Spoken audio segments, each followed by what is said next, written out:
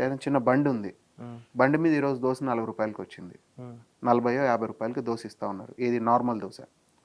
మన దగ్గర 60 రూపాయలు నార్మల్ దోశ, అంటే 10 రూపాయలు డిఫరెన్స్. మనం వాడుతున్న క్వాలిటీ ఏంటి, వాళ్ళు వాడుతున్న క్వాలిటీ ఏంటి ఒకసారి చెక్ చేయండి. అంటే వెరీ బేసిక్ ప్రైస్కి తీసుకొచ్చాం. నెయ్యి దోశలు ఉన్నాయి. నెయ్యి దోశలు మీరు ఎక్కడికైనా వెళ్ళండి, ప్రైజింగ్ చెక్ చేయండి. మన ప్రైజింగ్ ది బెస్ట్ ప్రైజింగ్ ఉంటుంది మీకు ఎక్కడైనా కానీ, రీజనబుల్ అఫోర్డబుల్ ప్రైజింగ్లో. సో అండ్ ఇప్పుడు డెఫినెట్లీ పెంచాల్సి వస్తుంది, లేకపోతే నా క్వాలిటీ మెయింటైన్ చేయలేను కదా.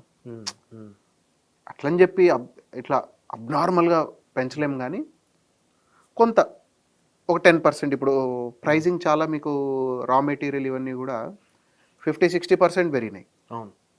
మన ప్రైజింగ్ 50-60% పెంచలేం కదా. సో ఎప్పుడైనా కానీ ప్రైజింగ్ పెరిగేది 5-10%, 15% రేంజ్లో పెరుగుతాయి year on year. Year on year ఒక ప్రిమైజెస్ రెంటల్ పెరుగుతుంది 10%. ఈ సంవత్సరం నువ్వు నెలకు ₹1,00,000 కడతా ఉంటే నెక్స్ట్ ఇయర్ నీకు 1,10,000 అవుతుంది. స్ట్రైట్ అవే నీ 10% పెరిగింది. ఎలక్ట్రిసిటీ లాస్ట్ ఇయర్ నీకు ₹5 ఉంటే ఈరోజు మళ్ళీ ఒక 10%, 15% ఇయర్ పెరిగింటుంది పర్ యూనిట్ కాస్ట్. దాని మీద ఏసీడీ ఛార్జీలని అవన్నీ ఇవన్నీ అన్నీ వస్తాయి. ప్రతి ఒక్కటి పెరుగుతాయి కదా.